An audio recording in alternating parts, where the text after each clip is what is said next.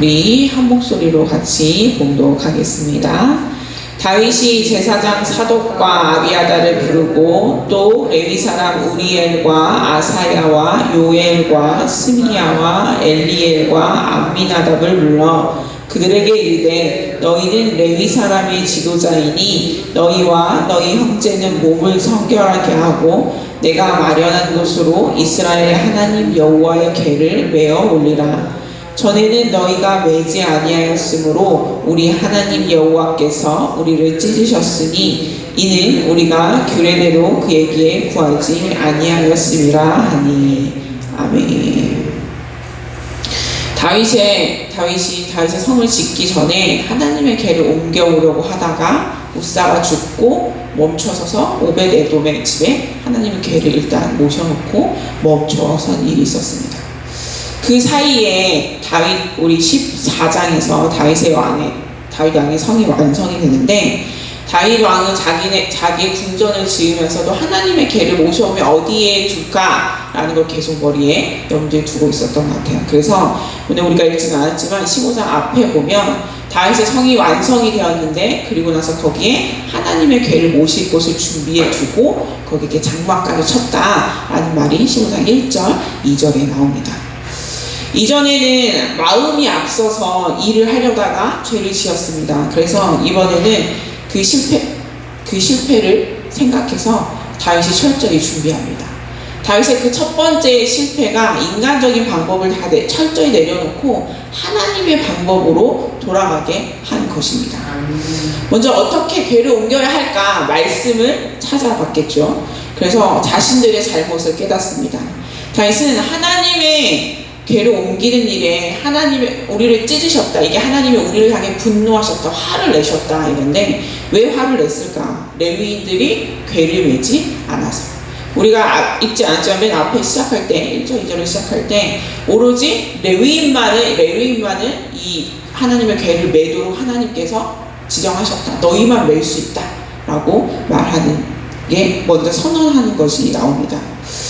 하나님의 분노를 산 것이 레위인들의 궤를 메지 않아서. 그런데 우리가 오늘 읽은 데 보면 다윗이 그래서 너네 책임이야 라고 얘기하는 게 아니라, 그래서 하나님이 우리를 향해서 분노하셨고 그래서 우리에게 하셨어, 그러니까 우리의 공동 책임이야 라는 걸 이야기하고 있습니다.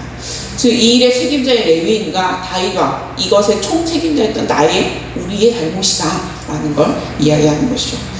이번에는 그래서 다윗은 지도자인, 이것의 총책임자인 자기가, 전에는 그냥 우리에게로 레위인들을 불러 모아서 같이 가서 우사와 이렇게 옮기는데 옆에서 그냥 찬양하고 이런 것만 했다면, 이제는 레위인들을 불러 모아서, 지금 우리가 여기 읽은 명단이 레위인들의 지도자들이에요.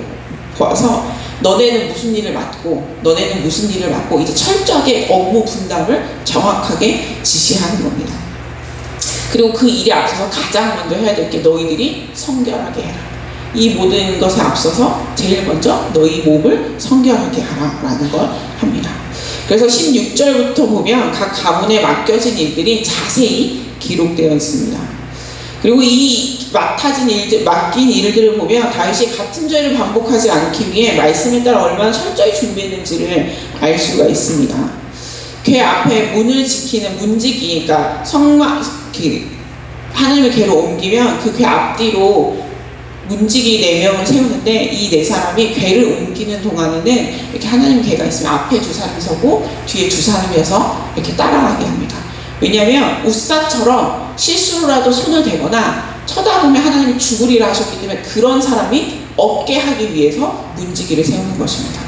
우리가 보통 생각해, 저 맨 처음에 이거 읽었을 때 문지기를 세울 때 하나님의 궤를 지키기 위해서인가 보다 했는데, 말씀을 계속 묵상하고 여러 가지 읽다 보니까 이게 하나님의 궤를 지키기 위해서가 아니라 우리 사람들이 하나님의 궤에 가까이 갔다 죽을까봐 사람들을 위해서 세워놓은 것이죠.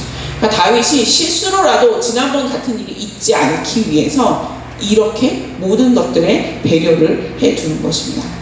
그러니까 느헤미야가 백성들이 포로에서 돌아왔을 때 안식일을 제대로 안 지키니까 안식일 아예 성문을 다 닫아버려서 사람들이 안식일을 지키지 않을 수 없게 만들었던 것처럼, 지도자로서 사람들이 어떻게 하면 하나님의 말씀을 지킬 수 있을까, 그것들을 미리 준비해 주는 것이죠.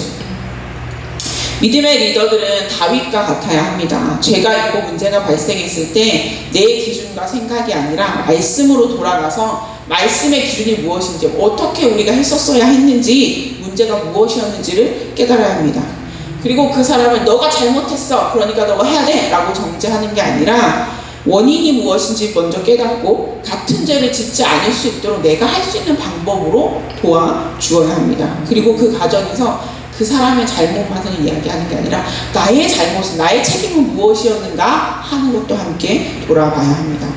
그래서 같이 다윗도 죄를 짓고 레위인들도 죄를 짓는 게 아니라 다윗도 죄를 짓지 않고 레위인도 죄를 짓지 않고 함께 협력해서 이 하나님의 계를 옮기는 일을 하나님이 기뻐하시는 방법으로 할 수 있게 하는 것처럼, 우리가 어떤 일을 할 때 우리가 함께 예배를 드릴 때도 주님이 기뻐하시는 주님의 방법으로 주님의 일을 할 수 있도록 믿음의 리더들이 그렇게 해야 합니다. 특별히 이 새벽에 깨어서 기도하는 우리가 직분을 맡은 사람으로서 다른 사람들을 앞에서 이끌어 주어야 하는 책무가 있습니다. 말씀 앞에 서서 나의 죄를 보고 내 옆에 믿음이 연약한 사람이 있으면 그 사람이 죄를 짓는 것이 아니라 죄를 짓지 않고 나와 함께 동역자로서 하나님의 길을 갈 수 있도록 도울 수 있는 믿음의 사람들이 되시기를, 그런 저와 여러분이 되시기를 주님의 이름으로 부탁을 드립니다.